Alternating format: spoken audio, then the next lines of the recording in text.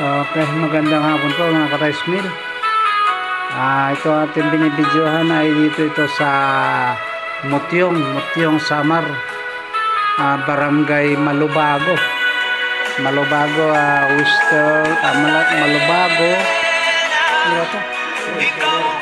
Malubago, Mutyong. Okay, Western Samar. Andito tayo ngayon, nakatapos na tayo mag-install. Ayan po. Takayama Premium ito. Takayama Premium na D4. Ito po yung ating makina. Ayan po, for the R5 din po ito, naka-governor type nito, double bearing. Ayan o, katulad ng dati, double bearing pa rin siya. Naka-setting na po yan. Maulan po rito, kanina pa madaling araw muulan. Ayan o, kaya pinababa ko yung kanyang mga tubo para hindi pasukan ng tubig. Okay, ito po Takayama Premium po ito, single pass. Ang kanyang makina po ay 40R5 ito.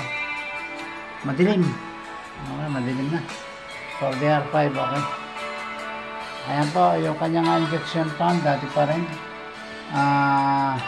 Naka-converted na po yan. Mula sa high speed, naka-low speed na po yan. Okay, yan po yung kanyang injection pump na lagi po sinasabi sa lahat ng mga taga-subaybay. Ayan po. Takayama Premium po ito. Ayan po yung ating mga viewers. Ayan. Hindi tayo nakapag-bandar mga ka-rice mill kasi ito yung kanilang tubig. Yung tangke nila tumagas. Ayan, kita nyo. Tumagas po. Kapan, paglagay nila ng tubig, hindi na pinagpatuloy. Maulan po, hindi nila natarabaho dahil sa maulan. Okay, kailangan nila ayusin muna. Hindi tayo na. Temporary sana, magpapandar sana tayo. Kaya lang, baka matuloy-tuloy katulad yung doon sa may Mabini. Nagsample tayo ng kanilang drum, pero pinagpatuloy nila hanggang sa nag-overheat ang makina. Kaya naisip ko baka ganun din naman mangyari. Okay, isa pang dahilan natin ay yung ating battery. Nalobat ang battery. Ayan po yung harapan ng ating Takayama Premium. Extended po ito. Ayan, extended po para sa pagsasahod ng ating ipa. Ayan po. Ayan po mga ka-rice mill. Ito yung ating blower.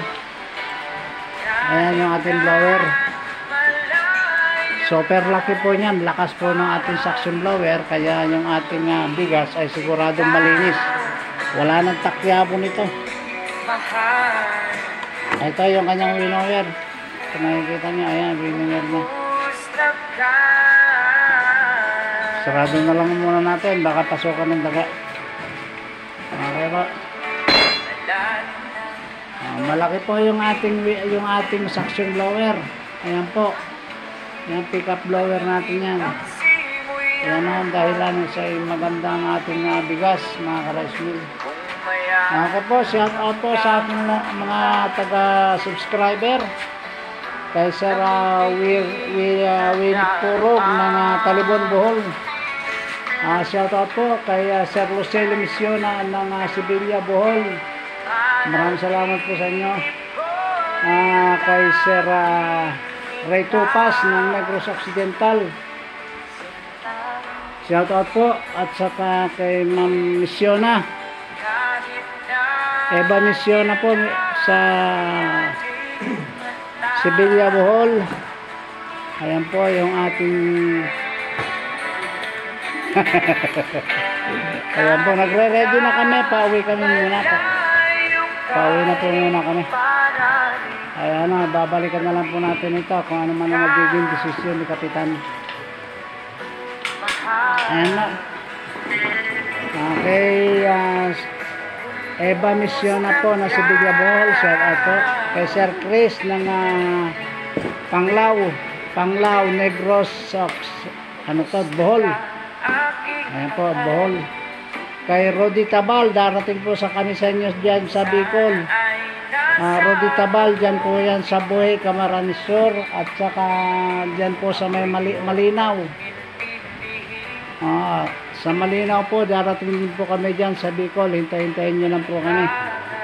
Sa Masbate po, Masbate, darating po kami sa Masbate, mga ngayong linggo. This week siguro, nandiyan na po kami sa Masbate.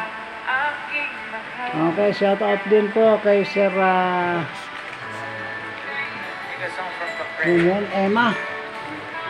Emma po dyan sa Hinubaan na Negros Occidental. Shout out po.